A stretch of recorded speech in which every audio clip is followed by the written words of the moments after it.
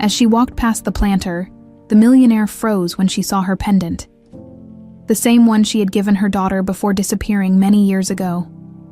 Barbara Hayes stood at the floor-to-ceiling windows of her study, gazing out at the meticulously maintained gardens that surrounded Hayes Manor. 20 years of wealth had only intensified the pristine isolation of the estate, with its manicured hedges and stone walls keeping the world at bay. But no amount of carefully cultivated roses could fill the void that had formed in her heart 2 decades ago. She glanced at the calendar on her mahogany desk, her breath catching slightly. April 17th. The date seemed to mock her every year, a cruel reminder of everything she had lost. 20 years to the day since 3-year-old Avery had vanished during that fateful weekend trip with her father, Jonathan. Barbara closed her eyes, the memories washing over her like they always did on this anniversary. Avery's golden curls catching the sunlight, her infectious laugh, the way she would run across these very gardens with her arms outstretched like wings. "I've set out your tea, Mrs. Hayes." Barbara composed herself before turning to face Darlene, the housekeeper who had been her shadow through the darkest days. At 60, Darlene still maintained the efficient posture and watchful eyes that had made her indispensable to the Hayes household for over 30 years. "Thank you, Darlene," Barbara said, her voice steady despite the emotional tide within. "Any word from Mr. Palmer about the new gardening staff?" "Yes, ma'am. The new girl starts today. Very young. But Palmer says she has quite the gift with plants." Darlene hesitated, something flickering behind her eyes. "Would you like me to show her around when she arrives?" "No," Barbara said, surprising herself. "I'll speak with her myself. I could use the distraction today." Darlene nodded, though Barbara thought she detected a hint of disapproval. "As you wish, Mrs. Hayes." After Darlene left, Barbara found herself drawn to the locked drawer in her desk. She rarely allowed herself this indulgence. But today, of all days, seemed to demand it. The key felt cold against her fingers as she turned it in the lock and withdrew a small velvet box. Inside lay a silver chain with a delicate pendant, identical to the one she had given Avery on her 3rd birthday, just weeks before the disappearance. Barbara had commissioned a second matching necklace for herself, inscribed with the same phrase, "Siempre juntas," always together, a promise she couldn't keep. She clasped her own necklace around her neck, a ritual she performed only on this day each year. The weight of it against her collarbone felt both comforting and accusatory. "Mrs. Hayes, the new gardener has arrived," Palmer announced later that morning. Barbara nodded, steeling herself for the interaction. She had spent the morning reviewing quarterly reports for Hayes Industries, throwing herself into work as she always did when memories threatened to overwhelm her. "I'll meet her in the East Garden," she replied, gathering her composure like a shield. The walk through the mansion's sprawling corridors felt longer than usual.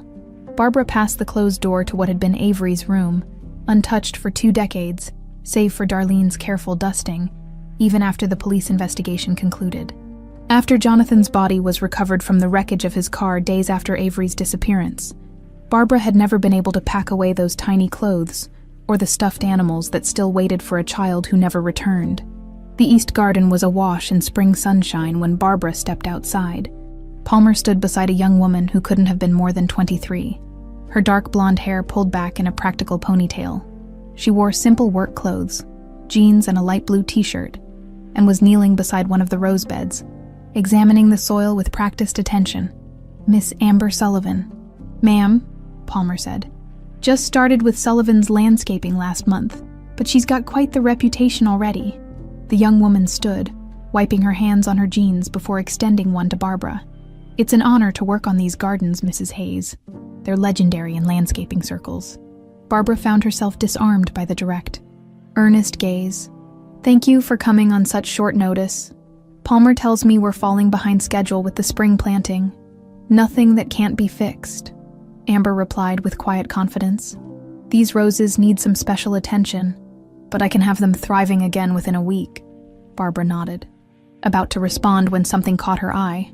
As Amber turned to gesture toward the rose beds, the sunlight caught on something around her neck, a silver chain, partially hidden beneath her shirt. Time seemed to stop. The garden, the mansion, even Palmer's continued explanation about the planting schedule. Everything faded away as Barbara's entire focus narrowed to that glimpse of silver. Mrs. Hayes, are you all right? Palmer's concerned voice barely registered. Yes, Barbara composed herself with effort. I'm fine. Just remembered an urgent call I need to make. Please continue showing Miss Sullivan the grounds. I look forward to seeing your progress. She retreated to the house, her heart hammering against her ribs. It couldn't be possible. Countless silver necklaces existed in the world. It was simply her grief playing tricks, the anniversary making her see connections where none existed. But as she reached the safety of her study, Barbara couldn't shake the image. She collapsed into her chair, hands trembling as she pulled out her own necklace for comparison. The pendant's unique design had been her own creation, a delicate intertwining of initials and symbols, meaningful only to her and Avery. It can't be, she whispered to the empty room. Later that afternoon, Barbara found herself drawn back to the windows, watching as Amber worked methodically through the rose garden. Unable to resist, she returned outside, approaching casually. How are you settling in? She asked, her voice remarkably steady considering the storm inside her. Amber looked up, pushing back a stray lock of hair. Very well, thank you. Your roses are beautiful varieties, just neglected a bit. As Amber stood, the necklace slipped from beneath her shirt, catching the light. Barbara's world tilted on its axis. There it was, the exact pendant she had commissioned 20 years ago, the one that had disappeared along with her daughter. The intricate design, the unmistakable engraving. Siempre juntas. That's a beautiful necklace, Barbara managed, her voice barely above a whisper. Amber's hand went to it instinctively, a gesture of protection Barbara recognized all too well. Thank you. I've had it my whole life, or at least as long as I can remember. May I ask where you got it? Barbara hoped her question sounded casual. Though her pulse roared in her ears, a shadow passed over Amber's face. I was raised in Hillcrest Home for Children when I was left there as a baby. This came with me. The staff said a woman dropped me off with nothing but this necklace and instructions to keep it with me always. Barbara felt the ground disappear beneath her feet. 20 years of grief and searching crystallizing into a single impossible moment of hope and disbelief. Are you sure you're okay, Mrs. Hayes? You look pale. Amber's concerned voice sounded far away. Yes, just the heat, Barbara lied. Please continue your work. We'll talk more later. As Barbara made her way back to the house, her mind raced with possibilities and questions. The timing, the necklace, even something in the girl's features. It was too much to be coincidence. After all these years of searching, could fate have delivered her daughter right to her doorstep? Barbara's hands trembled as she dialed a number she hadn't called in years. After 3 rings, a gruff voice answered, Rafael Morales. It's Barbara Hayes. A pause. Mrs. Hayes, it's been 3 years, I know. Barbara gazed out her study window, watching Amber work in the garden. I need your services again. Rafael had been the lead private investigator in Avery's case before the police had given up. Before the world had expected Barbara to move on, he was the only one who had never suggested she accept her loss and find closure. I'll be there tomorrow morning, he said without hesitation. After hanging up, Barbara sat motionless, staring at the single photograph she kept on her desk. Avery on her 3rd birthday, the silver necklace gleaming around her tiny neck. The possibility that had taken root in her mind was simultaneously exhilarating and terrifying. If she was wrong, it would be like losing Avery all over again. A soft knock interrupted her thoughts. Come in, Barbara called, quickly composing herself. Darlene entered with an evening tea tray. You missed dinner, Mrs. Hayes. I wasn't hungry. Barbara accepted the cup Darlene offered, noting the concern in the older woman's eyes. Thank you. Is everything all right? You seem unsettled. Darlene arranged the tea things with practiced efficiency, but her gaze kept returning to Barbara's face. Barbara hesitated. Darlene had been her rock during the darkest period of her life. After Jonathan's death and Avery's disappearance, it was Darlene who had ensured Barbara ate, slept, and eventually found her way back to functionality. Their relationship had transcended employer and employee long ago, yet something held her back from sharing this fragile hope. Just the anniversary, Barbara said finally. It's always difficult. Darlene nodded sympathetically. 20 years. Hard to believe it's been so long.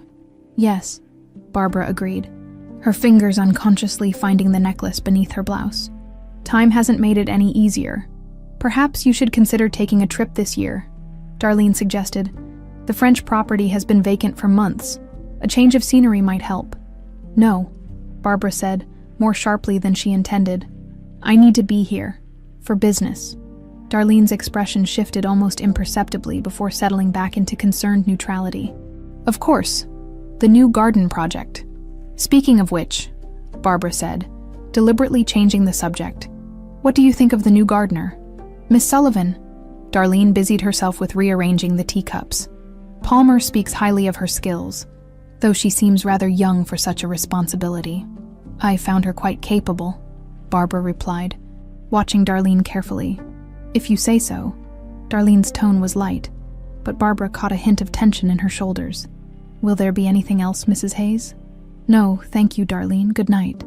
After Darlene left, Barbara moved to the window again. The sun was setting, casting long shadows across the garden where Amber was gathering her tools. On impulse, Barbara grabbed a light jacket and headed outside. Still working, she called as she approached.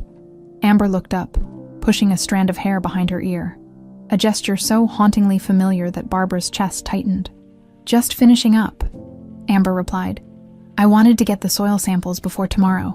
Barbara nodded, searching for a way to prolong the conversation. You mentioned you grew up at Hillcrest Home. Was that in Maplewood? Surprise flickered across Amber's face. Yes. How did you know?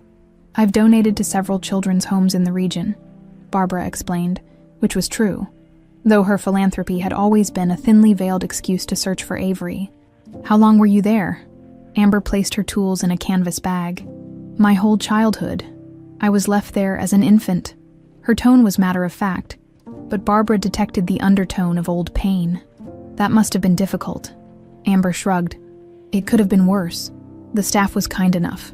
And I had my garden. Your garden. A genuine smile lit up Amber's face. There was a small plot behind the kitchen. Nobody wanted to tend it, so when I was about 7, I claimed it. It became my escape. The passion in her voice reminded Barbara sharply of Jonathan, who'd loved nature despite his corporate career. He'd spent every weekend in these very gardens with Avery toddling behind him. Where did you learn gardening? Barbara asked, trying to keep her voice casual. Books mostly, and Mrs. Winters, she was the cook, let me experiment, said I had a natural gift. Amber glanced around the vast Hayes estate. Never imagined I'd end up working somewhere like this, though. Life takes unexpected turns, Barbara murmured, studying Amber's profile in the fading light. The girl's cheekbones, the slight tilt of her eyes. Were those Hayes features, or was Barbara's desperate heart seeing what it wanted to see? Do you have family now? Barbara asked. Something guarded passed over Amber's expression. No, just me. An awkward silence fell between them. I should get going, Amber said finally. Early start tomorrow. Of course. Barbara hesitated, then added, You're welcome to use the guest cottage while you're working on the project. It would save you the commute. Amber looked surprised by the offer. That's very generous. But it's practical, Barbara insisted. The restoration will take weeks, and the cottage has been sitting empty. Palmer can show you tomorrow. After a moment's consideration, Amber nodded. Thank you. That would be helpful. As Barbara watched her walk away, a mixture of emotions churned within her. Hope, fear, and a whisper of something that felt dangerously like maternal protectiveness. Later that night, Barbara couldn't sleep. She found herself in Avery's room, something she rarely allowed herself to do. Moonlight filtered through the curtains, illuminating the small bed with its faded pink comforter, the shelves of untouched toys, and the rocking chair where she had spent countless nights singing her daughter to sleep. Barbara sank into the chair, her mind racing. What if Amber really was Avery? How had she ended up at Hillcrest, and why had no one connected her to the Hayes case? One of the most publicized missing children cases of its time. A floorboard creaked in the hallway, and Barbara tensed. Mrs. Hayes. Darlene's voice came softly through the door. I saw the light. Are you all right? I'm fine. Darlene, Barbara called back. Just remembering. A pause. Would you like some tea or perhaps something stronger? No, thank you. I'll be going to bed soon." "Very well, good night, Mrs. Hayes." Barbara listened to Darlene's retreating footsteps, suddenly aware of how completely she had depended on the housekeeper all these years. Darlene had managed the household, screened Barbara's calls, protected her privacy from prying reporters and well-meaning friends alike. But now, for the first time, Barbara found herself wondering about the woman who knew every detail of her life, yet whose own past remained largely a mystery. The thought unsettled her. Tomorrow, when Raphael arrived, she would have him look into Darlene's background as well. If Amber truly was Avery, someone had orchestrated her disappearance. Someone with access to Jonathan during that final weekend. Barbara clutched the silver pendant around her neck as a terrible new possibility took shape in her mind, one that threatened to unravel the foundations of the life she had rebuilt from tragedy. What if the enemy had been under her roof all along? Rafael Morales hadn't changed much in 3 years. The same salt and pepper beard framed his weathered face, and his eyes still held that mix of skepticism and determination that had made him the only investigator Barbara truly trusted. "You look well, Mrs. Hayes," he said as he settled into a chair in her study. Barbara waved away the pleasantry. "I need absolute discretion on this, Raphael. Not even my staff can know." He nodded, unsurprised. "Tell me what's happened." Barbara reached into her desk drawer and withdrew a small velvet box, identical to the one containing her own necklace. Opening it, she revealed the empty cushion where Avery's pendant had once rested. "My new gardener is wearing this exact necklace," she said, her voice tight with controlled emotion. "Custom designed, with the inscription Siempre Juntas, the one I had made for Avery." Raphael's expression shifted from professional detachment to cautious interest. "You're certain it's the same one?" "Absolutely. The craftsmanship is unmistakable. And there's more." Barbara hesitated. "She's the right age. Claims she was left at Hillcrest Children's Home as an infant with only this necklace." Raphael leaned forward. "Mrs. Hayes." "Barbara, I understand what you're thinking. But I need you to look into it," she interrupted. "Investigate Amber Sullivan's background thoroughly and—" She paused. "I also want you to look into Darlene Wilson's past." That got his attention. "Your housekeeper, the one who's been with you for decades." "Yes." Barbara met his gaze steadily. "I need to know everything about her from before she came to work for the Hayes family." Raphael studied her face. "You suspect her involvement in Avery's disappearance?" "I don't know what to think anymore," Barbara admitted. "But if Amber is truly Avery, someone took her. Someone who had access to Jonathan that weekend." After Raphael left with his notes and instructions, Barbara found herself drawn to the gardens again. From the terrace, she could see Amber working near the old greenhouse, a structure that had been closed since Avery's disappearance. It had been Jonathan's pride and joy, and Barbara hadn't had the heart to use it after losing them both. Now, watching Amber examine the overgrown path leading to it, Barbara felt a strange mixture of pain and possibility. She made her way down the stone steps. "It hasn't been opened in years," she said as she approached. Amber turned, looking momentarily embarrassed. "I'm sorry. I wasn't trying to pry. It just seems like such a beautiful structure." "It was my husband's project," Barbara said, surprising herself with her willingness to share. "He was passionate about rare orchids." "Was?" Amber asked carefully. "He died 20 years ago. Car accident." "I'm so sorry," Amber said, and the genuine compassion in her voice touched Barbara unexpectedly. An uncomfortable silence stretched between them before Amber spoke again. "Palmer mentioned the cottage." "Yes, of course," Barbara said, grateful for the change of subject. "It's just beyond that grove of trees. I've had Mrs. Wilson prepare it for you." "That's really kind of you, Mrs. Hayes." Barbara studied the young woman's face in the clear morning light. Was there something of Jonathan in the shape of her jaw? Something of herself in those thoughtful eyes? "Please call me Barbara," she said impulsively. Amber looked surprised. "Oh, I couldn't. I insist." Barbara gestured toward the greenhouse. "Would you consider restoring this as part of your project? It's been neglected far too long." Amber's face lit up with interest. "I'd love to, with the proper care. It could be magnificent again." As they walked together toward the greenhouse, Barbara cautiously steered the conversation toward Amber's past. "You mentioned you were left at Hillcrest as an infant. Did they ever tell you anything about the woman who brought you there?" A shadow passed over Amber's face. "Not much, just that she wasn't my mother. At least, that's what she told them. She said she was delivering me to safety, whatever that meant. And the necklace. Amber's hand went to the pendant instinctively. She told them I should always keep it, that one day it would lead me to the truth. A small, self-deprecating smile touched her lips. Sounds dramatic. I know. I used to make up stories about it as a kid, that I was a princess in hiding, or that my parents were spies who had to give me up to protect me. The innocent comment struck Barbara like a physical blow. How close to the truth those childish fantasies might be. And no one ever came looking for you? She asked carefully. Amber shook her head. No one, well, except... She stopped abruptly. Except, Barbara prompted. It's probably nothing, Amber said, her brow furrowed. When I was about 16, one of the administrators mentioned that a woman had been asking questions about children who arrived around the time I did. But nothing came of it. Barbara's heart raced. She had hired numerous investigators over the years, sent them to every children's home within a 500-mile radius. Had one of them gotten close? What happened to the woman? She asked, trying to keep her voice casual. I don't know, Mrs. Winters, the cook I mentioned. She just told me to be careful, that not everyone who comes asking has good intentions. Amber shrugged. Anyway, I aged out of the system 2 years later, so it doesn't really matter now. But it mattered enormously to Barbara. Someone had interfered. Someone who didn't want Amber's true identity discovered.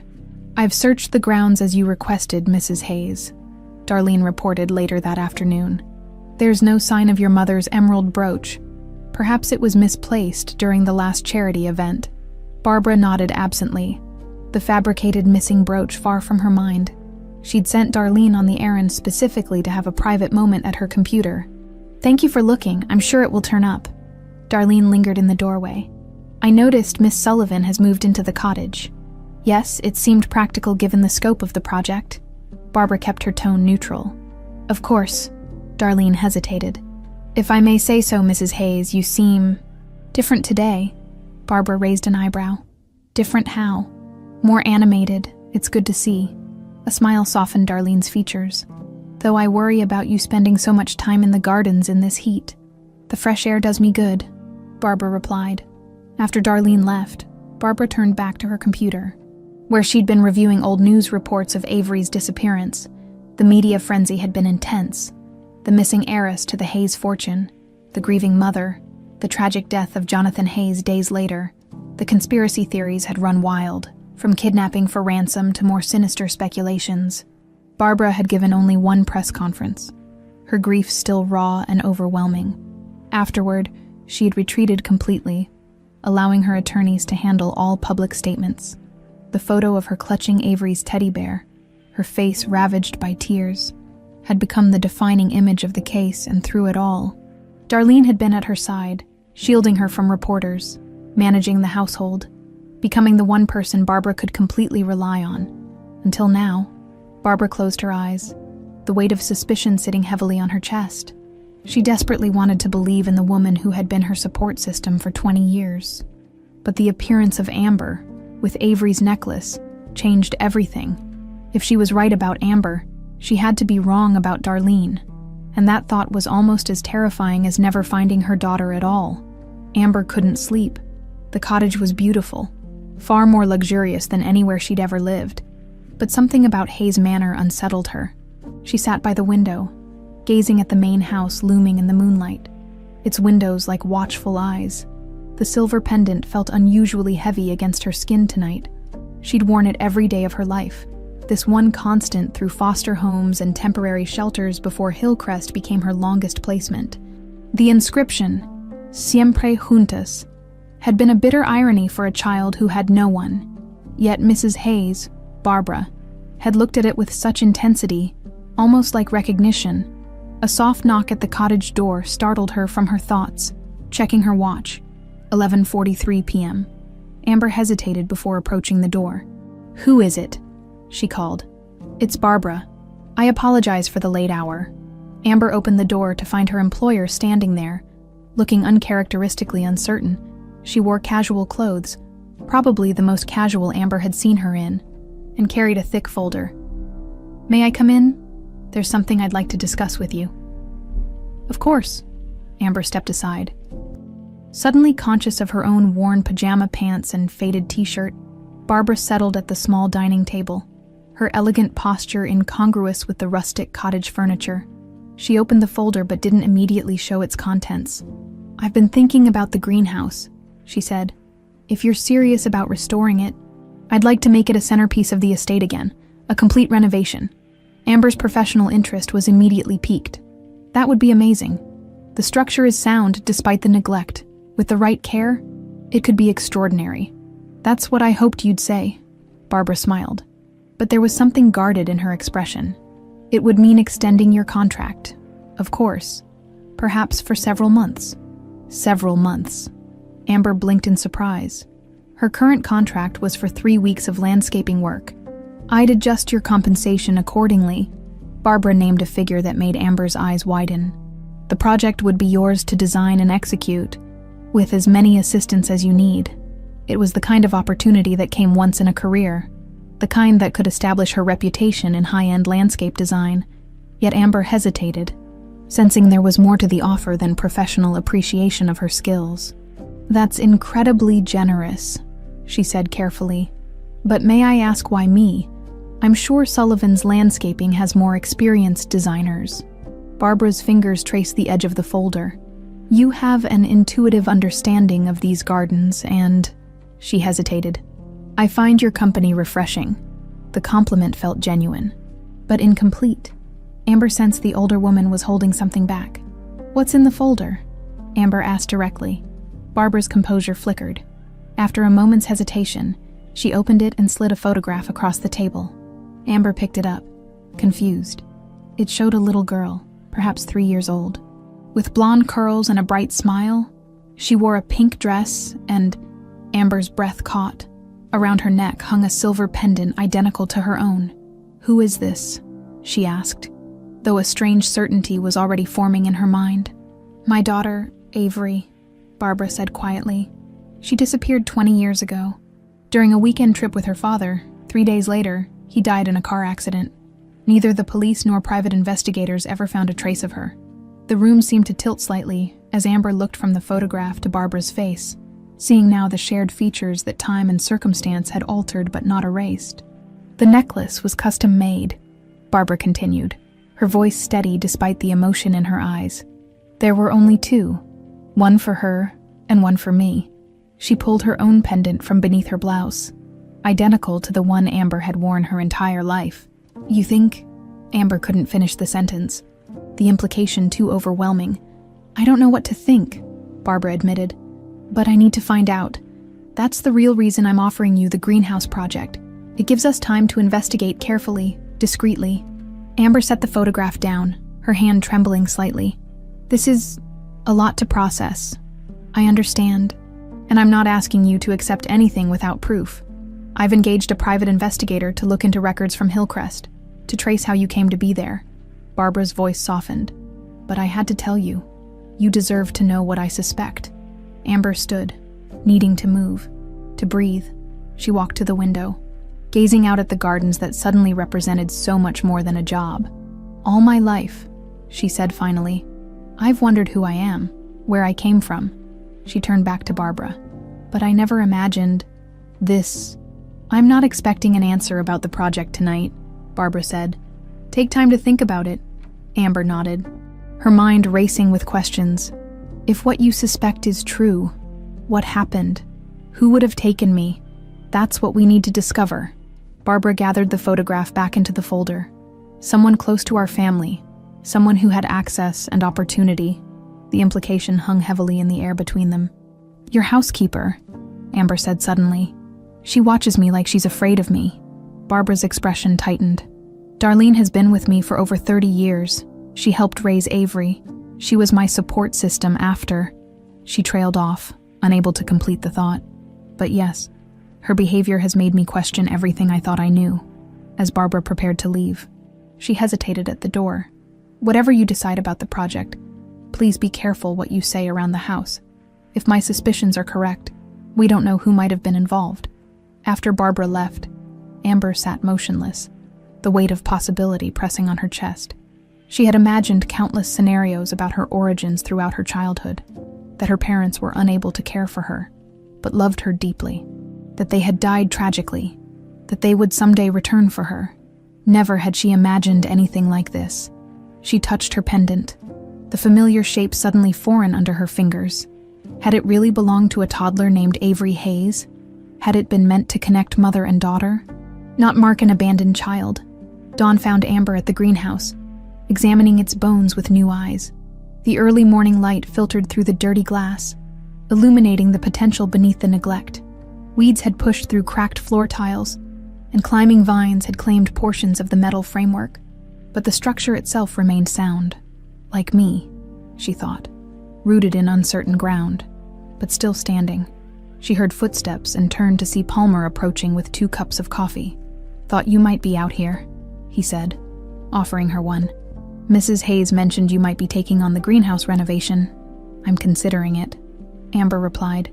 Accepting the coffee gratefully, Palmer surveyed the space with a professional eye.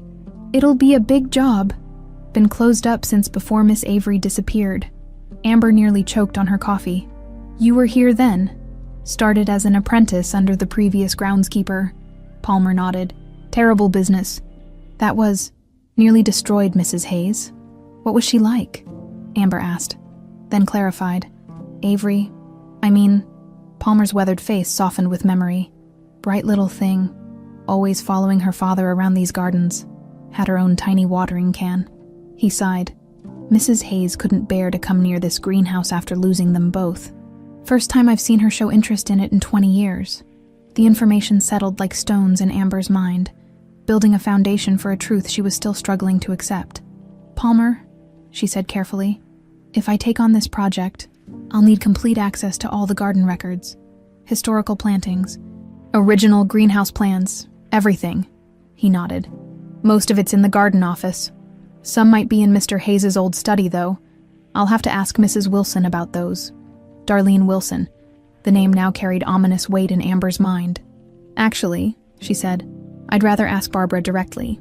No need to bother Mrs. Wilson with it." Palmer gave her an odd look, but nodded. "As you wish, though fair warning. Mrs. Wilson runs this house like a ship. Not much happens without her knowing." As if summoned by their conversation, Amber spotted the housekeeper watching them from an upstairs window of the main house. Even at this distance, the intensity of her gaze sent a chill down Amber's spine. "I'll remember that," she murmured, turning back to the greenhouse with new determination. If she was going to uncover the truth about her past, about their past, this place seemed like the perfect starting point. "The records from Hillcrest are incomplete," Raphael said, spreading documents across Barbara's desk.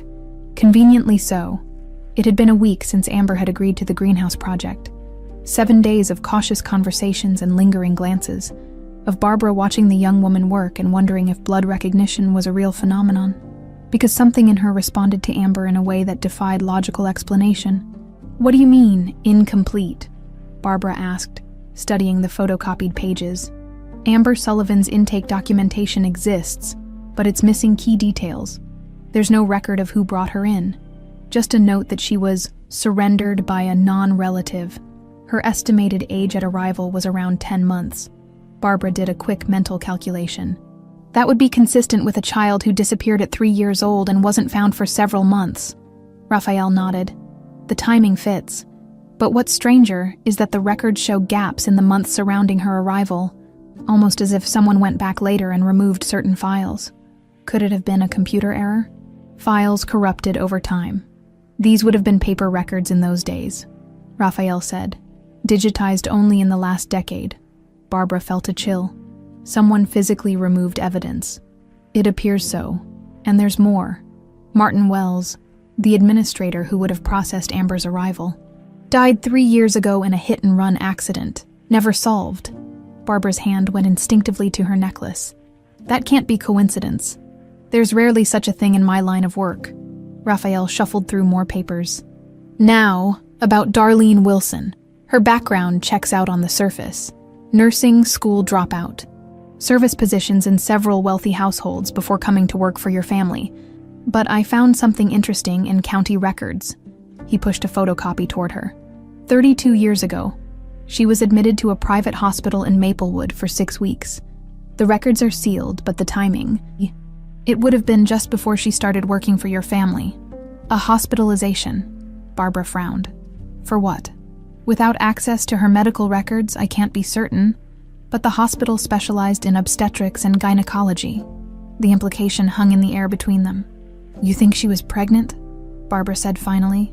It's possible. The duration of stay suggests complications of some kind. Barbara tried to reconcile this new information with the Darlene she thought she knew.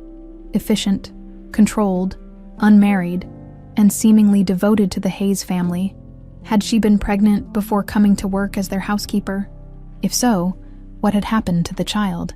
Keep digging, she told Raphael, and I want a DNA test arranged.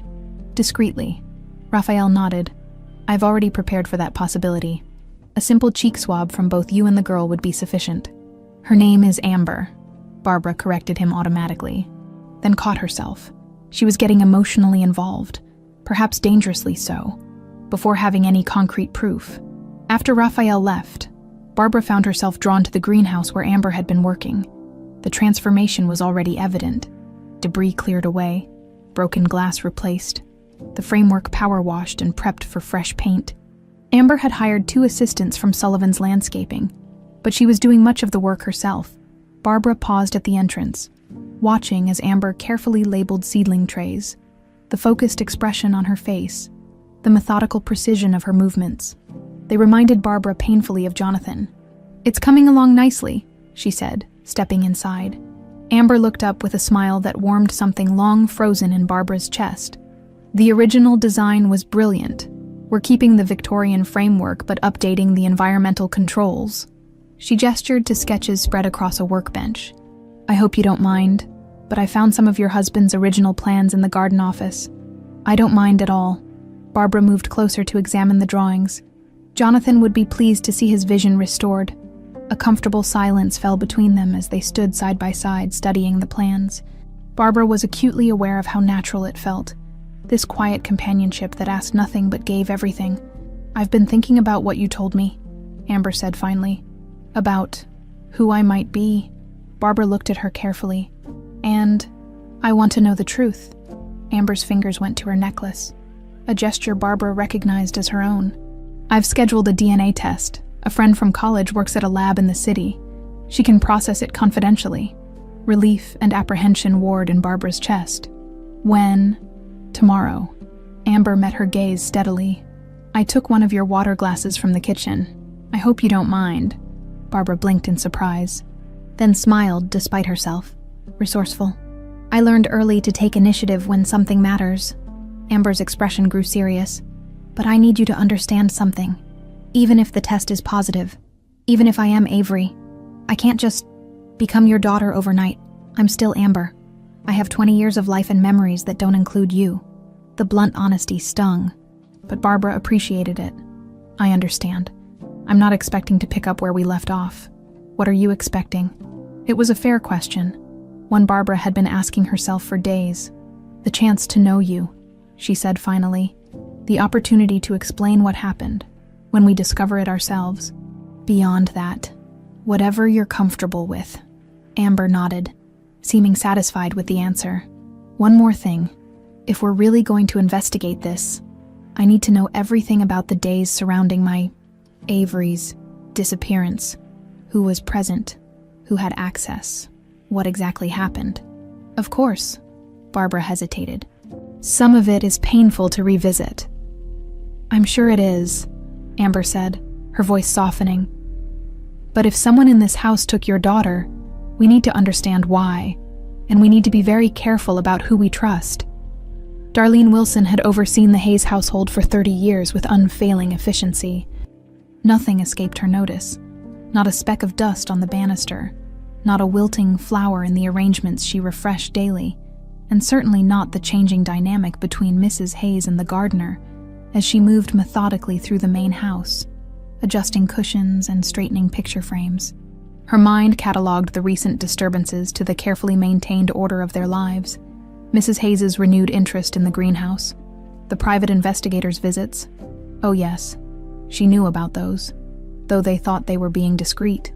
the hushed conversations that stopped when she entered a room, and most concerning of all, the way Barbara looked at Amber Sullivan. With hope, with wonder, with a maternal tenderness Darlene had thought safely buried 20 years ago. She paused at the window overlooking the gardens, watching the two women emerge from the greenhouse deep in conversation. The sight of them walking side by side sent a wave of cold dread through her body. The girl was getting too close, asking too many questions. Palmer had mentioned her interest in the old garden records, in Jonathan Hayes's original greenhouse plans. Just yesterday, Darlene had caught her studying family photographs in the east hallway with unsettling intensity. It had been a mistake to place Amber at the Hayes estate. She'd known it from the moment Barbara had first mentioned the necklace. But Sullivan's Landscaping had been the only company with immediate availability after Darlene had sabotaged the previous contractor's schedule. And she'd never imagined the girl would end up working here, wearing that damned pendant in plain sight. As she watched Barbara reach out to touch Amber's arm, a gesture of such natural intimacy it could only come from shared blood, Darlene knew her carefully constructed world was in danger of collapse. She moved purposefully to her private quarters in the east wing and unlocked the bottom drawer of her dresser. Beneath neatly folded sweaters lay a small wooden box containing 2 items: a faded photograph of a newborn baby, her secret, her heartbreak, and a tiny vial of clear liquid she'd acquired for an emergency she'd hoped would never come. Some secrets needed to remain buried. Some bonds needed to remain broken. And Darlene Wilson had sacrificed too much, endured too much, to watch it all unravel now. The weather report had predicted clear skies, but dark clouds gathered as afternoon faded into evening. Amber stood at the cottage window, watching the storm approach. It matched her turbulent thoughts. The DNA results were due tomorrow. Her phone chimed with a text from Barbara. "Storm warning issued. Main house has generator if you lose power." She typed back, "Thanks, should be fine." But as the first fat raindrops hit the cottage roof, Amber felt unusually vulnerable. The cottage suddenly seemed less charming and more isolated, cut off from the main house by the growing tempest. Her phone chimed again. "Found some old photos you might want to see in my study if you'd like to come over."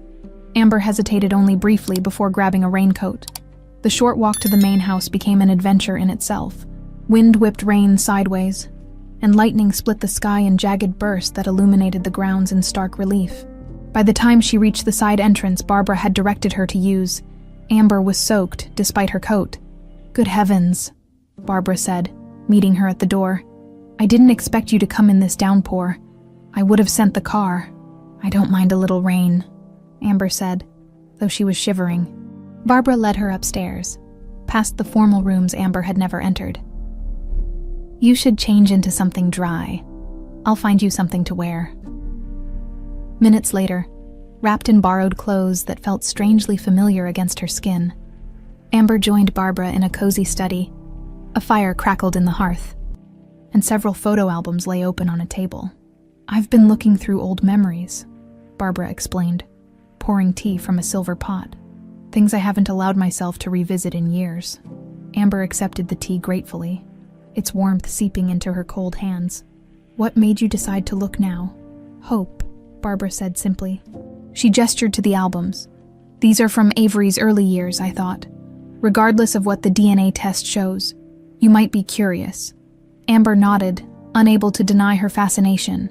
She moved toward the albums, scanning photographs of a happy family that might have been hers. Jonathan Hayes's handsome face smiled back from many images, his arm around a younger Barbara, both of them gazing adoringly at a golden-haired toddler. "You were happy," Amber observed. "Very." Barbara's voice was soft with memory. "Jonathan was my everything. Meeting him felt like destiny. When we had Avery, our joy seemed complete." Amber studied a photo of the little girl sitting on her father's shoulders, both of them laughing, the silver pendant glinting at her throat. "What was she like, Avery?" Barbara smiled. Pain and love mingled in the expression. Spirited, headstrong but incredibly loving. She'd run at full speed and then stop to examine a tiny flower or insect with complete absorption. She touched one photo gently. Jonathan called her his little scientist. She was always asking why, exploring, taking things apart to understand them. Like me, Amber thought, remembering her childhood fascination with how plants grew. how ecosystems functioned. Was that coincidence? Or genetic memory? Lightning flashed, followed immediately by a crash of thunder that shook the windows. The lights flickered once, twice, then went out completely, leaving only the fireplace illuminating the room. The generator should kick in soon, Barbara said, rising to light candles from a drawer in her desk. Their warm glow created an intimate atmosphere, throwing shadows against the walls. As if the darkness freed something in her, Amber asked the question that had been haunting her. If I am Avery, why would someone take me? And why leave me at an orphanage with the necklace? If it was a kidnapping for ransom, why was there never a demand? Barbara's face was grave in the firelight. That's what's never made sense. The police assumed it was a ransom situation gone wrong. Perhaps Jonathan's death scared off the kidnappers, but I've always felt there was something more personal behind it. Another lightning flash, another rumble of thunder. Closer this time, the storm was directly overhead. Barbara continued, her voice low. Jonathan and I married against his family's wishes. Old money, old prejudices. They considered me beneath him. When Avery was born, they softened somewhat. But there was always tension. After they both died, the Hayes fortune came to me. Some people resented that. You think it was about inheritance? Perhaps. Or revenge? Barbara hesitated. Raphael, my investigator, found something concerning about Darlene's past. A hospitalization just before she came to work for us. He believes she may have been pregnant. Amber felt a chill that had nothing to do with her damp hair. And the child? Unknown. There's no record of a birth or adoption. The implications hung in the air between them. Unspoken but clear.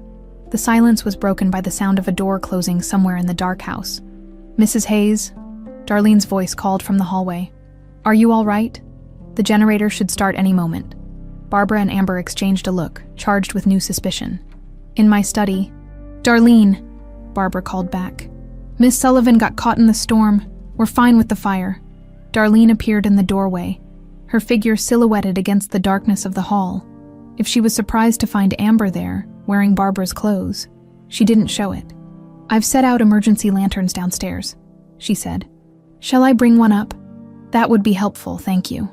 Barbara replied, her voice pleasant but guarded. When Darlene left, Amber whispered, She's watching us. She always is, Barbara said quietly. The storm reached its peak, rain lashing against the windows like desperate fingers trying to get in. Another flash of lightning, so bright it seemed to fill the room. And in that instant, Amber saw something that made her blood freeze.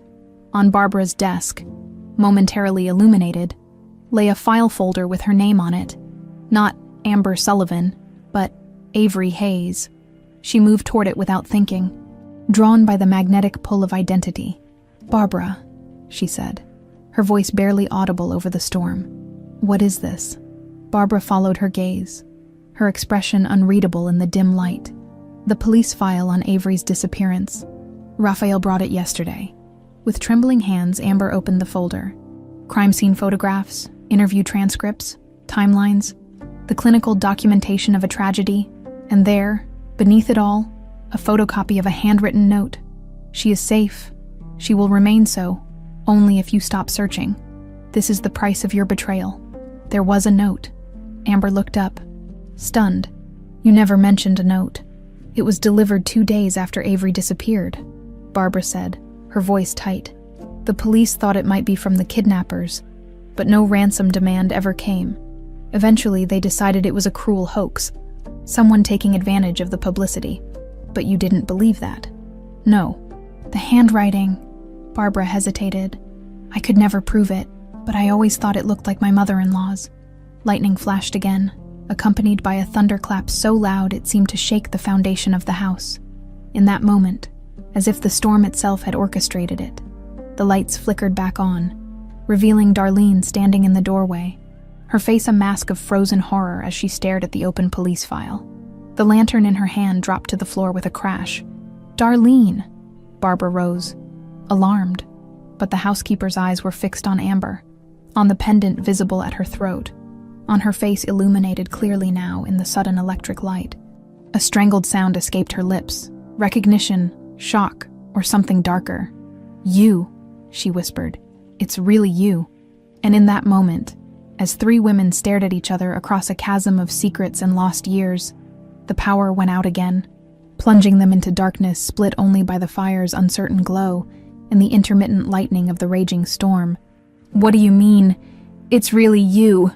Barbara's voice cut through the darkness.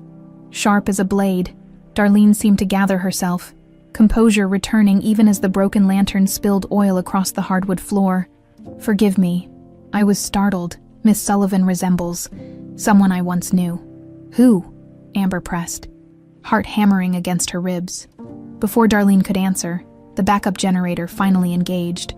Lights flickered on, eliminating the dramatic shadows and returning them to the mundane reality of three women in a study, tension crackling between them. "I should clean this up," Darlene said, gesturing to the broken lantern. "Leave it," Barbara commanded, her voice carrying an authority Amber hadn't heard before. "I want to know who you think Amber resembles." Darlene's face was unreadable as she straightened to her full height. "Your husband, Mrs. Hayes. In certain lights, she has the look of Jonathan about her." The simple observation, delivered in Darlene's measured tones, carried the weight of confirmation, not of Amber's identity, that still awaited tomorrow's DNA results, but of Darlene's knowledge. She knew. "That's an interesting observation," Barbara said carefully, "particularly since you're the first person to mention it. Perhaps I'm mistaken." Darlene's gaze flicked to the police file still open on the desk. "If you'll excuse me, I should see to the rest of the house. The storm may have caused damage." After she left, Amber released a breath she hadn't realized she was holding. "She recognized me, Barbara. She knows who I am." Barbara nodded, her expression grim. "And she's frightened. In 30 years, I've never seen Darlene drop anything." They stared at each other as the implications settled between them. "We need to be careful," Barbara said finally. "If she was involved in what happened, she could be dangerous." Amber finished. The thought seemed to galvanize Barbara. "You should stay here tonight." "The cottage is too isolated. Won't that make her more suspicious?" "Perhaps, but I'd rather have you where I can ensure your safety." That night, Amber slept in a guest room adjacent to Barbara's suite, though slept was perhaps too generous a term for her restless tossing. The room had clearly been prepared with care. Fresh flowers on the nightstand, premium linens turned down, a carafe of water on a silver tray. Darlene's work, no doubt. The thought sent a chill through her. Was she lying in a bed prepared by the woman who had stolen her from her family, who might have orchestrated the death of her father? Toward dawn, exhaustion finally claimed her, bringing with it fragmented dreams. A car speeding down a dark road, a woman's hushed voice, the sensation of being carried through the night. She woke with a gasp, sunlight streaming through unfamiliar curtains. For a moment, she didn't remember where she was. Then it all came flooding back. The storm, the confrontation, Darlene's reaction to seeing her in the light. A soft knock at the door interrupted her thoughts. "Amber, are you awake?" Barbara's voice. "Yes. Come in." Barbara entered, already dressed in casual but elegant clothes, her face drawn with what looked like a sleepless night. "Darlene called in sick this morning, first time in 20 years. Amber sat up, instantly alert. "She's running. Or planning something?" Barbara handed Amber her phone. "Your friend at the lab texted, the DNA results are ready." Amber stared at the notification, her heart pounding with trembling fingers. She opened the message and read it aloud. "Test complete, 99.9% match confirmed. Call me." The words hung in the air between them, simple yet world-changing. "It's true," Barbara whispered, her composure finally cracking. "You are Avery." Amber, Avery, felt the room tilt slightly, despite all the evidence. All the suspicions, having scientific confirmation, was overwhelming. She was not an abandoned child of unknown origin. She was Avery Hayes, daughter of Barbara and Jonathan, heiress to the Hayes fortune, victim of a crime that had shaped 2 decades of both their lives. "I need a moment," she said. Her voice sounding distant to her own ears. Barbara nodded, visibly restraining herself from rushing forward to embrace her newfound daughter. "Of course, I'll be downstairs when you're ready." Alone again, Amber faced the mirror above the guest room dresser. The face that looked back at her was both familiar and suddenly strange. Who was she now? Amber Sullivan had a history, A personality formed through struggle and independence. Would becoming Avery Hayes erase that person? By the time she made her way downstairs, she'd made a decision. She found Barbara in the kitchen, unusually domestic as she prepared coffee herself instead of relying on staff. "I need you to keep calling me Amber," she said without preamble. Barbara looked up, surprised. "But I know I'm Avery biologically, but I've been Amber my whole conscious life.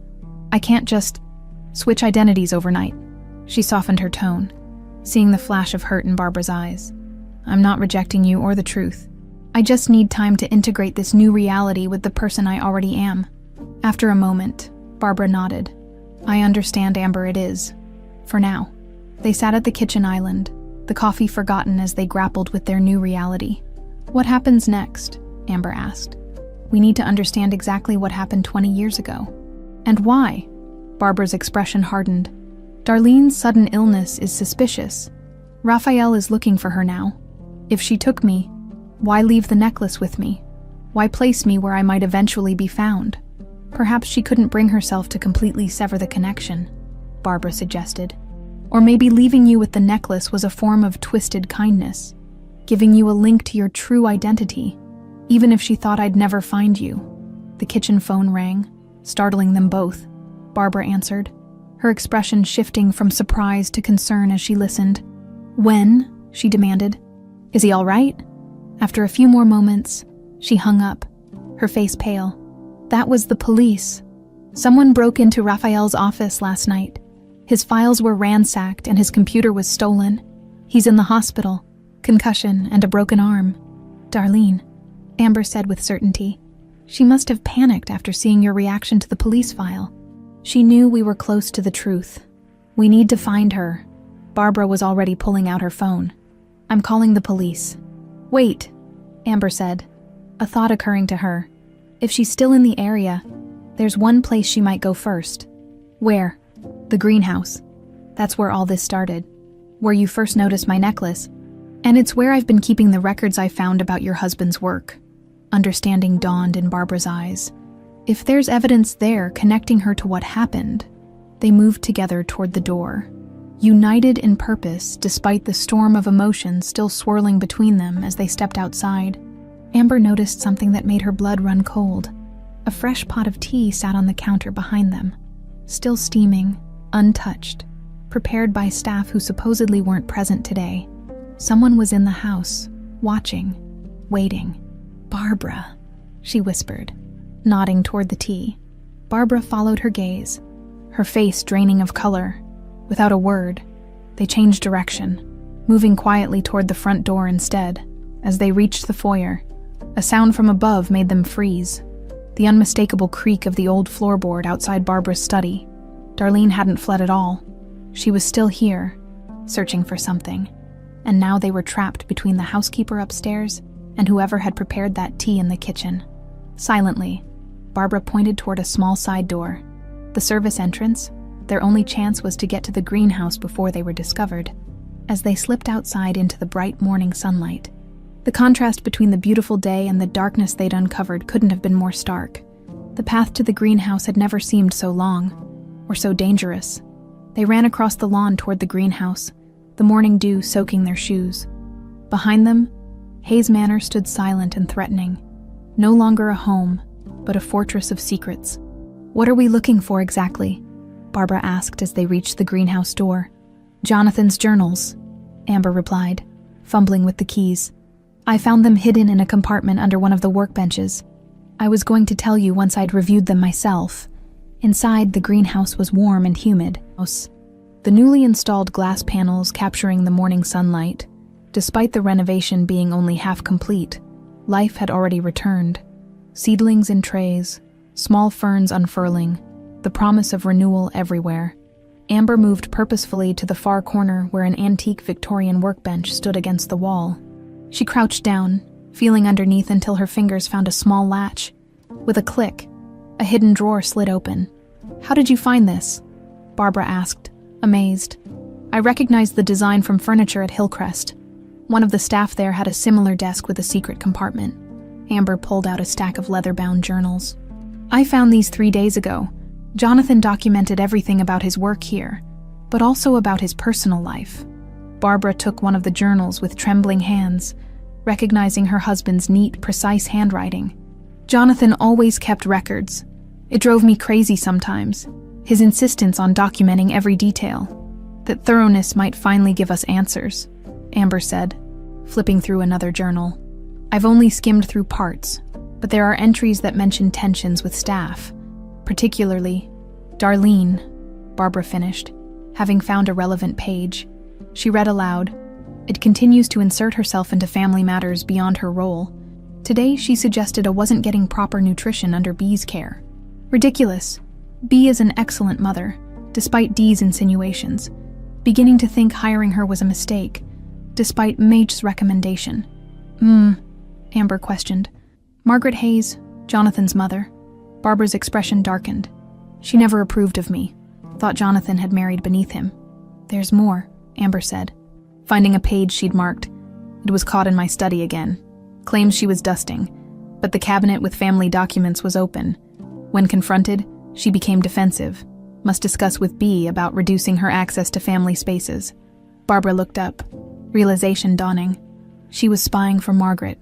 All those years. A noise outside made them both freeze.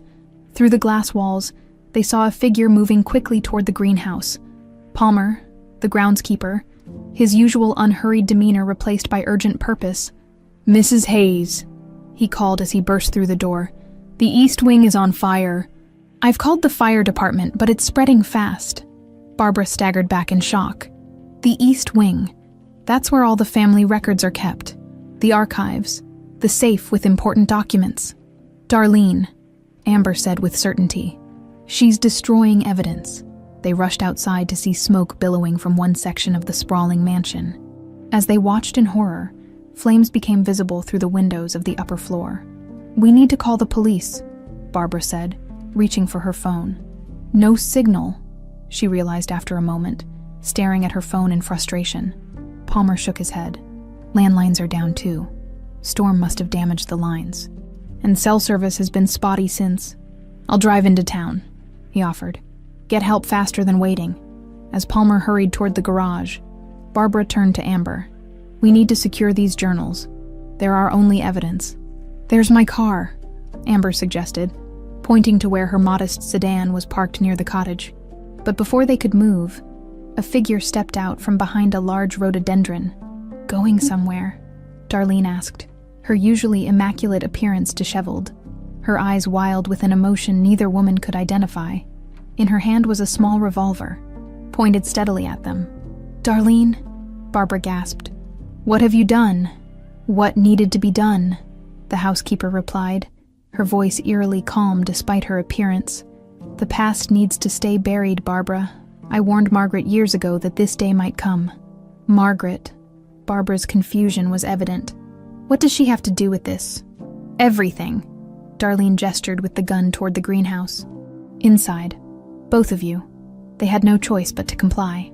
Once inside, Darlene closed the door behind them, the glass walls of the greenhouse turning their sanctuary into a transparent prison. It wasn't supposed to be like this, Darlene said, more to herself than to them. 20 years of careful planning, of keeping secrets, and then you had to wear that necklace in plain sight. She glared at Amber. You took me, Amber said, the confirmation of her suspicions bringing no satisfaction. Why, because Margaret Hayes asked you to? A bitter laugh escaped Darlene.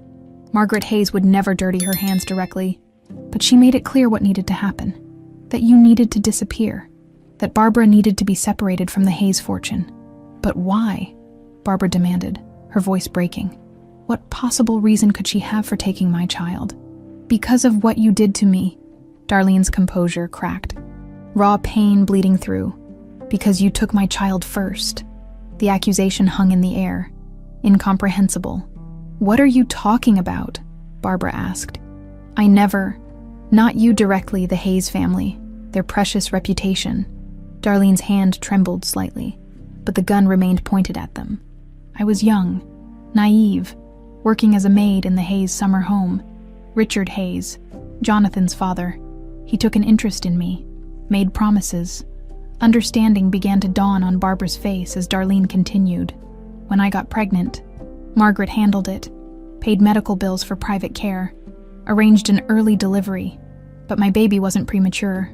They induced labor at 7 months. The child was too fragile, they said. Died within hours. Tears streaked down Darlene's face now. I never even got to hold him. Darlene, Barbara whispered, horror evident in her voice. I had no idea. Of course you didn't. The Hayes family protected their own. Richard got to live his perfect life with his perfect wife. And when Jonathan brought you home, a woman from nothing, with no family connections, Margaret saw an opportunity. For what? Revenge. Control. When little Avery was born, she approached me, said if I helped her, I could have a position of respect in the Hayes household. All I had to do was watch. Report back, find weaknesses. You spied on us for her, Barbara said, the betrayal cutting deep. For years. But it wasn't enough for Margaret. When Jonathan began talking about changing his will, leaving everything directly to you and Avery, bypassing the family trust she controlled, she became desperate. So you kidnapped a 3-year-old child, Amber said, struggling to keep her voice steady. To punish Barbara, to please Margaret. Darlene's gaze shifted to her, a strange mixture of regret and defiance in her eyes. The plan was just to take you temporarily, scare Barbara, remind her how vulnerable she was without the Hayes family protection. I was supposed to keep you hidden for a few days. Then, find you abandoned but safe. What went wrong? Barbara asked, though part of her already knew. Jonathan. Darlene's voice broke on the name. He wasn't supposed to die. That was an accident. He was driving too fast in the storm, desperate to follow a lead about Avery, when he crashed. Everything changed. Margaret panicked, told me to get rid of the child permanently. But you couldn't kill her, Barbara said softly. No, I'd already lost one child. I couldn't be responsible for another death. Darlene looked at Amber, something like tenderness breaking through her bitter expression. So I left you at Hillcrest, far enough away that no one would connect you to the Hayes case. But with your necklace in case someday you wanted to know the truth. In the distance, sirens wailed, the fire department responding to the blaze that now consumed a significant portion of the east wing. Smoke had begun to darken the sky above the estate. It's too late now, Darlene said, gesturing with the gun toward the mansion. All the evidence, all the records connecting me to what happened, Margaret's letters, the documents about my child, they'll be ash within the hour. It's not too late, Barbara insisted, taking a careful step forward. Darlene, we can still fix this, not the past. Nothing can change what happened to your son, or the years I lost with my daughter, but we can stop the cycle of revenge now. For a moment, it seemed as though Darlene might waver. Then her expression hardened as she raised the gun more firmly. No, some secrets need to stay buried forever. Your son wouldn't want this. Amber's words hung in the humid air of the greenhouse. Darlene's hand trembled slightly, the gun wavering. You don't know what he would want, she snapped. He never had a chance to want anything. I know what it's like to grow up wondering who you are, Amber continued, her voice gentle despite the circumstances. To imagine your birth parents and create stories about why they couldn't keep you, I wouldn't wish that pain on anyone. Barbara watched the exchange with her heart in her throat. The sirens were getting louder, but help would come too late if Darlene pulled the trigger. Margaret Hayes used your grief, Barbara said carefully. She exploited your pain to serve her own purposes. Don't you dare speak of my pain, Darlene hissed. You who had everything, the man, the child, the fortune. And then I lost it all, Barbara countered. My husband dead, my daughter gone. For 20 years, I've lived with a hole in my heart that nothing could fill. You, of all people, should understand that kind of loss. Something flickered in Darlene's eyes. Recognition, perhaps, of their shared suffering. I didn't mean for Jonathan to die, she said, her voice suddenly small. I loved him too. In my way. Not like his father. Jonathan was kind to me, even when he suspected I was reporting to his mother. Outside, the fire had spread further across the east wing. Through the greenhouse glass, they could see flames leaping from windows, consuming decades of Hayes family history. The sight seemed to strengthen Darlene's resolve. It doesn't matter now. Margaret is dead. Soon all evidence will be gone, and you—" She gestured with the gun toward Amber. "You've built a life as Amber Sullivan. Better to keep it that way." "By killing us?" Barbara asked. "How would you explain that?" "Darlene. The fire, perhaps. But 2 bodies in the greenhouse, one with a bullet wound. I've managed more complicated problems," Darlene replied coldly. No one questions the devoted housekeeper who's been by Barbara Hayes' side through tragedy after tragedy. The crack of breaking glass startled all 3 women. One of the greenhouse panels, weakened by the heat of the nearby fire, had shattered. Smoke began to seep into their glass prison. Darlene glanced nervously at the encroaching smoke. "We need to move. The fire wasn't supposed to spread this quickly. You're losing control of the situation," Barbara said, her voice steady despite her fear. "Just like you lost control 20 years ago. This ends the same way, with more loss, more pain." Darlene's face contorted with rage and something deeper, perhaps the first cracks in the wall of justification she'd built around her actions. "Shut up, both of you. Move, toward the back door." She motioned with the gun. As they complied, Amber locked eyes with Barbara, a silent communication passing between them. The back door led to a storage area still under renovation, filled with construction materials and tools. If they could separate in the more confined space. The smoke was thickening now, making it difficult to breathe. As they entered the storage area, Darlene coughed, momentarily distracted.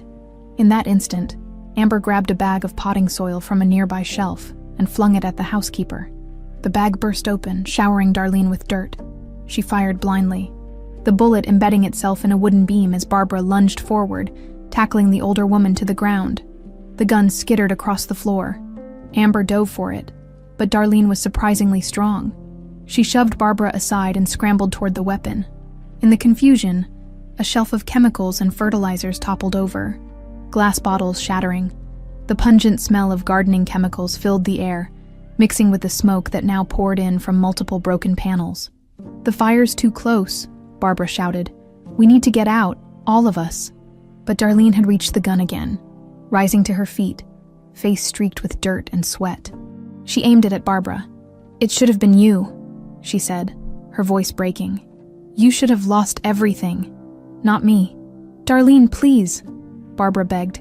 "The building isn't safe." A loud crack from above interrupted her. One of the main support beams, weakened by the fire that had now reached the edge of the greenhouse, gave way. In a terrifying moment of slow-motion clarity, Barbara saw it falling directly toward them. Without hesitation, she lunged forward, pushing Darlene out of its path. The beam crashed down with devastating force, pinning Barbara beneath it.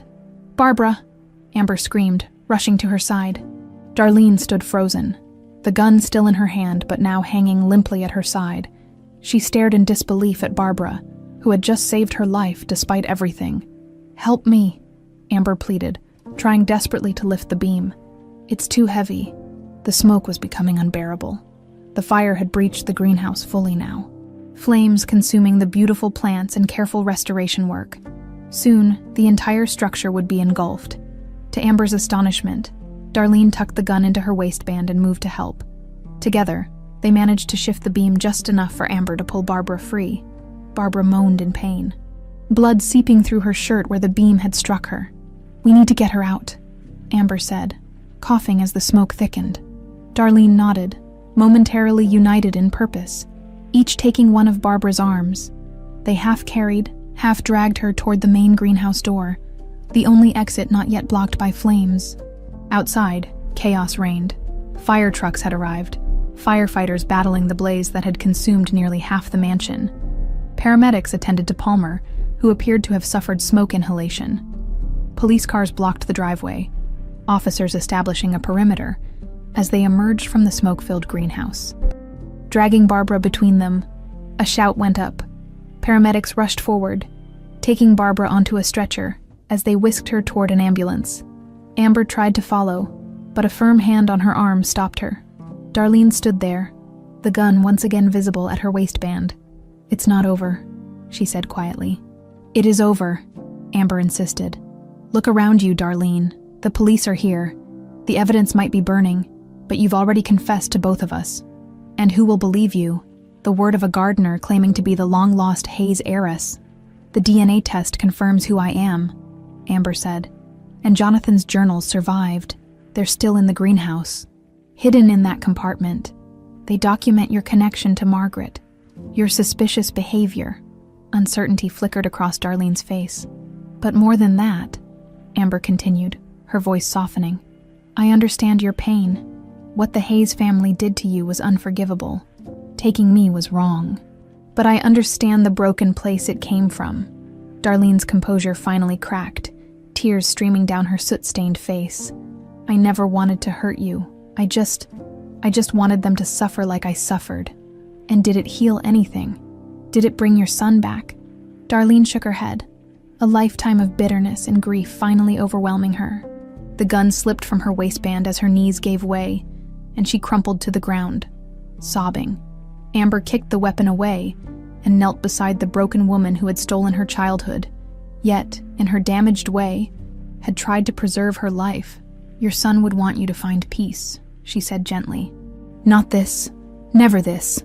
As police officers approached, alerted by the sight of the gun, Amber stood to give them space to take Darlene into custody. Her attention turned to the ambulance where paramedics worked frantically over Barbara's still form. Fear clutched at her heart. She couldn't lose her mother now. Not when they'd only just found each other. Not when there was so much yet to say, to learn, to heal.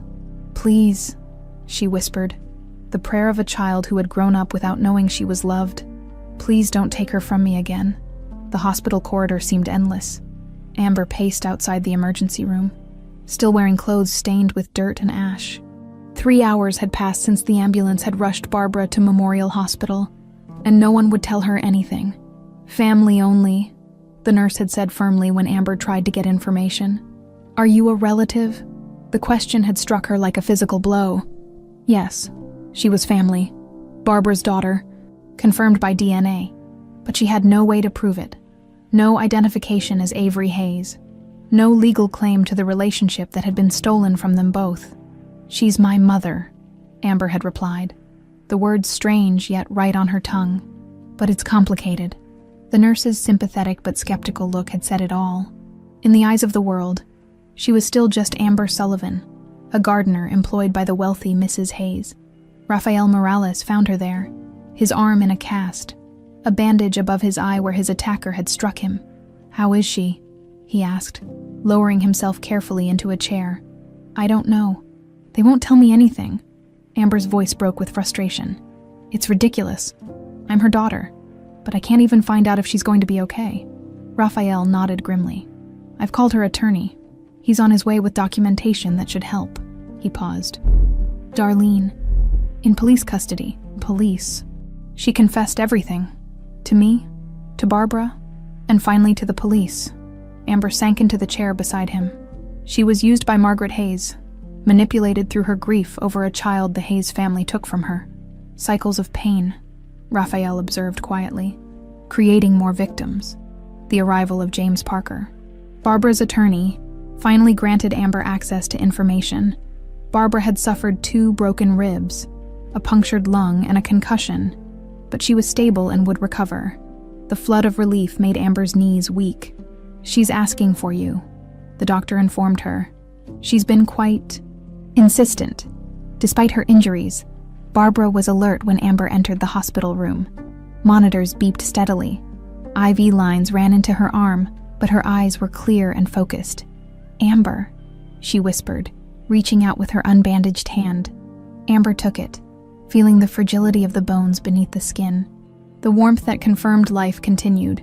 Don't try to talk too much. The doctor said you need rest. Barbara shook her head slightly. I need to say this while I'm thinking clearly. James is bringing papers. Legal documents recognizing you as Avery Hayes, your rightful identity, your inheritance, everything that was taken from you. That's not important right now, Amber insisted. It is. Barbara's grip tightened. We don't know what tomorrow brings. I've learned that lesson too well. Exhaustion overtook her then, eyelids fluttering as medication pulled her back toward sleep. But before surrendering, she murmured, whatever you choose to call yourself, Amber or Avery, you are my daughter. Nothing can change that again. In the days that followed, as Barbara recovered, The story of Avery Hayes' return exploded across national news. The press descended on Memorial Hospital and the remains of Hayes Manor. Hungry for details of the kidnapping, the decades of deception, and the dramatic fire that had nearly claimed more lives, Amber found herself thrust into a spotlight she neither wanted nor was prepared for. Hayes heiress found after 20 years, screamed the headlines, accompanied by side-by-side photos of 3-year-old Avery and 23-year-old Amber. Analysts pointing out the shared features that should have been obvious to anyone looking closely enough. The legal process of reclaiming her identity was complex but progressing. DNA evidence was irrefutable. The courts would eventually restore her birth name and rights. Though Amber had made it clear to Barbara that she wasn't sure she wanted to fully abandon the identity she'd built for herself. "It's not about rejection," she'd explained carefully. "It's about integration.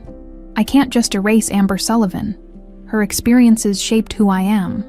Barbara had nodded, understanding despite the shadow of pain in her eyes. "Perhaps Avery Amber Hayes, then, honoring both parts of your journey." The suggestion had brought unexpected tears to Amber's eyes.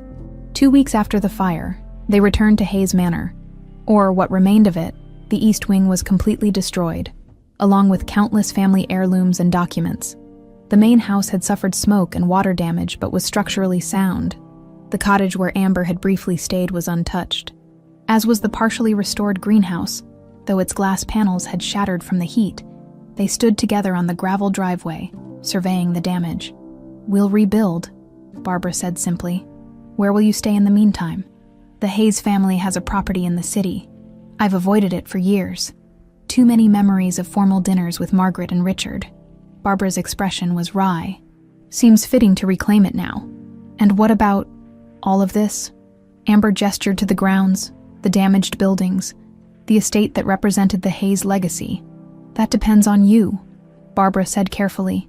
"Half of it legally belongs to you. We could sell if you prefer. Start fresh somewhere else." Amber's gaze drifted to the greenhouse, where despite the destruction, new growth was already visible. Seedlings they'd planted pushing up through soil, unaware that their glass shelter had been compromised. "No," she said finally. "I think we should rebuild, but differently." During Barbara's recovery, Amber had continued to work with her hands in the hospital garden, finding solace in the simple act of nurturing plants. Now, looking at the scarred landscape of Hayes Manor, a vision formed in her mind. "What if we turned part of the estate into a healing garden?"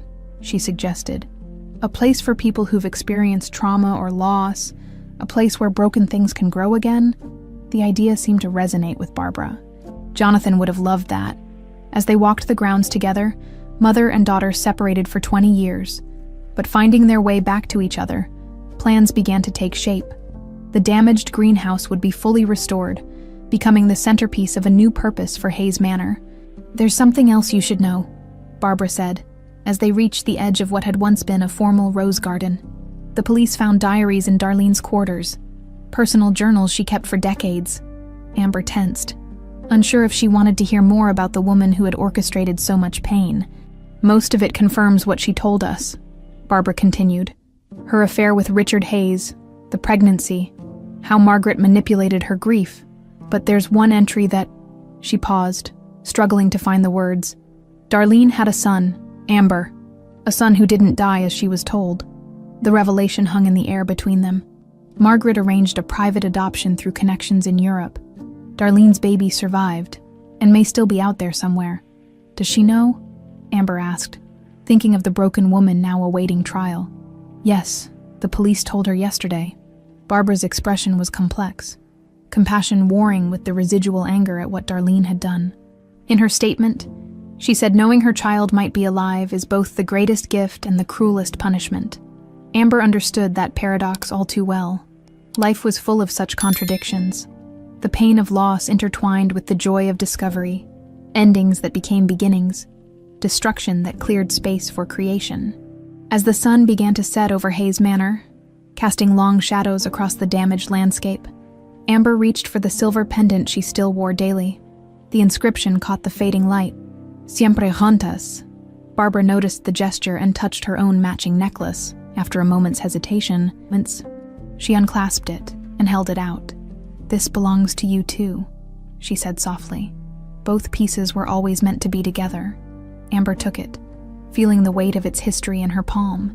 Then, instead of putting it on, she reached for her mother's hand and placed it gently back.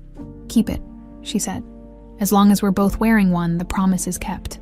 Something shifted between them in that moment, an acknowledgement that while the past could not be changed or erased, the future remained unwritten. They would build it together, day by day, choice by choice, seed by carefully tended seed in the distance. The first stars appeared in the evening sky, bearing witness to the covenant between mother and daughter, between what was lost and what had been found, earth and sky, roots and branches, past and future, connected once more in the eternal cycle of renewal.